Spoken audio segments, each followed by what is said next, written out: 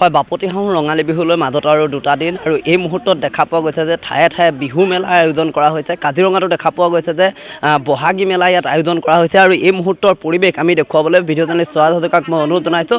আচলতে এই মুহূৰ্তত দেখা পোৱা গৈছে যে কাজিৰঙাৰ যি ৱাইল্ডাৰনেছ অতিথিশালা ইয়াতে আচলতে বিহুৰ যি বহাগী মেলা সেই মেলা আয়োজন কৰা হৈছে আৰু বিভিন্ন অসমীয়া যিসকল মহিলা সেই মহিলাসকলে উৎপাদন কৰা যিসমূহ সামগ্ৰী সেই সামগ্ৰীসমূহ তেওঁলোকে বিক্ৰীৰ বাবে তেওঁলোকে বজাৰলৈ উলিয়াই দিছে আৰু এই মুহূৰ্তৰ পৰিৱেশটো দেখুৱাইছোঁ। বিভিন্ন ঠাইৰ বিভিন্নজন পৰ্যটক আহিছে আৰু পৰ্যটকে আচলতে ইয়াৰ যি অসমীয়া শিপিনীয়ে তাঁতশালত বোৱা যিসমূহ বস্ত্ৰ সেই বস্ত্ৰসমূহ ক্ৰয় কৰিছে আৰু এই মুহূৰ্তত কিছু লোক আছে। আমি প্ৰথমতে আপোনাৰ ওচৰলৈ আহিছোঁ। কেনেকুৱা অনুভৱ ইয়াত যিহেতু আপোনালোকে বহাগী মেলাত অংশগ্ৰহণ কৰিছে, কেনেকুৱা কি ক'ব বিচাৰিব?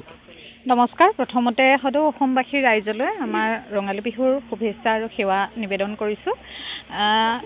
ৱাইল্ডাৰনেছ কাজিৰঙাস্থিত এখন হোটেল এণ্ড ৰিচৰ্ট, ইয়াৰ স্বত্বাধিকাৰী শ্ৰদ্ধেয় শ্ৰীযুত প্ৰভাত কোঁৱৰ আৰু শ্ৰীযুতা জিনু কোঁৱৰ তেখেতসকলৰ উদ্যোগত 8 এপ্ৰিল 2025 পৰা 16 এপ্ৰিল 2025লৈকে বহাগী মেলা অনুষ্ঠিত কৰা হৈছে।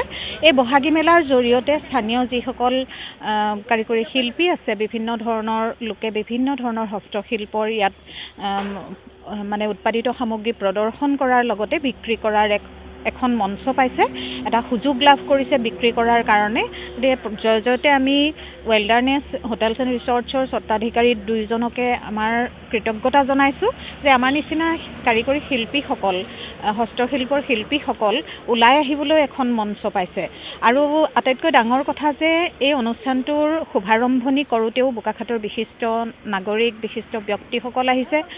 প্ৰখ্যাত সাহিত্যিক শ্ৰদ্ধেয় অপূৰ্ব বৰদলৈ, কল্পনা চেতিয়া, সুবৰ্ণ শইকীয়া বৰদলৈ, গীতাঞ্জলি কলিতা, চন্দ্ৰপ্ৰভা ডেকা, তাৰপিছতে শান্তি দত্ত বৰদলৈ আৰু শুভ উদ্বোধন কৰিছে এগৰাকী সমাজসেৱক ডক্টৰ প্ৰভাত বৰদলৈয়ে। গতিকে সকলোকে ধন্যবাদ জনাইছোঁ। আমি প্ৰতিগৰাকী শিল্পীয়েই আজি অনুভৱ কৰিছোঁ, প্ৰত্যেকজন ইয়াত অংশগ্ৰহণ কৰা ব্যক্তি মহিলাই আমি অনুভৱ কৰিছোঁ যে এইখন এখন সুন্দৰ মঞ্চ আৰু আমি উদ্যোক্তাসকলক যাতে আমাক এই মঞ্চখন মানে সদায় প্ৰতি বছৰে যাতে অনুষ্ঠিত কৰি আমাক মঞ্চখন দিয়ে আৰু আমাৰ এই শিল্পীসকলক আগবঢ়াই নিয়াৰ ক্ষেত্ৰত তেখেতসকলে যাতে অগ্ৰণী ভূমিকা লয়।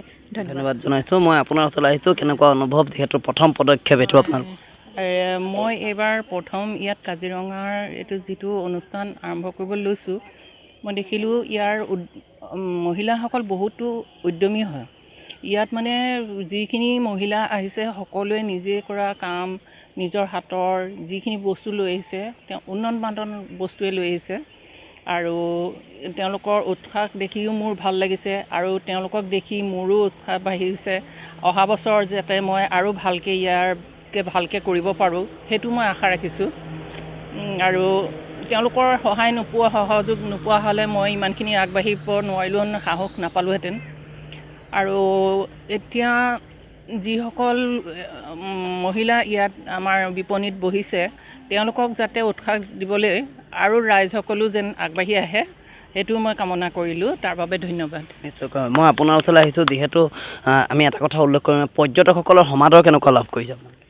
হয়, বৰ্তমান আমাৰ পৰ্যটন বৰ্ষটো শেষ হোৱা নাই আৰু মাত্ৰ এটা মাহ হাতত বাকী আছে। তথাপিও কাজিৰঙাৰ চুকে কোণে থকা বিভিন্ন হোমষ্টে, হোটেল এণ্ড ৰিচৰ্টছবিলাকত এতিয়াও পৰ্যটক আছে আৰু কিছু হোটেলছ এণ্ড ৰিচৰ্টছৰ পৰা ইয়ালৈ পৰ্যটক পঠাইছে। যোৱাকালিও আহিছে, বাহিৰৰ পৰ্যটক আহিছে।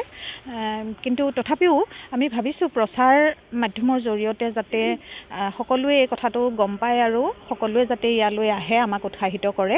আৰু মই এইখিনিতে প্ৰচাৰ মাধ্যমক ধন্যবাদ জনাইছোঁ যে আৰম্ভণিৰে পৰা তেখেতসকলে এই বহাগী মেলাৰ বাতৰি প্ৰচাৰ কৰি আহিছে, সম্প্ৰচাৰ কৰিছে। গতিকে আমি সকলো প্ৰিণ্ট মিডিয়া, ডিজিটেল মিডিয়াৰ সকলো ব্যক্তিকে ধন্যবাদ জ্ঞাপন কৰিছোঁ। এইখিনি মুহূৰ্তত মই ধন্যবাদ জ্ঞাপন কৰিছোঁ আৰু এই মুহূৰ্তত আমি কাজিৰঙাৰ পৰা দেখুৱালোঁ। আচলতে কাজিৰঙাটো যিহেতু বহাগলৈ আৰু 2টা দিন বাকী আছে, তেনেস্থলত কাজিৰঙাত দেখা পোৱা গৈছে যে বহাগী মেলাৰ আয়োজন কৰিছে, য'ত দেশ বিদেশৰ পৰ্যটকে ইয়াৰ পৰা অসমীয়া শিপিনীয়ে বোৱা যিসমূহ গামোচা বা যিসমূহ অসমীয়া তাঁতশালত বোৱা যিসমূহ বস্ত্ৰ সেই বস্ত্ৰসমূহ ক্ৰয় কৰি তেওঁলোকে লৈ যাবলৈ সক্ষম হোৱা পৰিলক্ষিত হৈছে।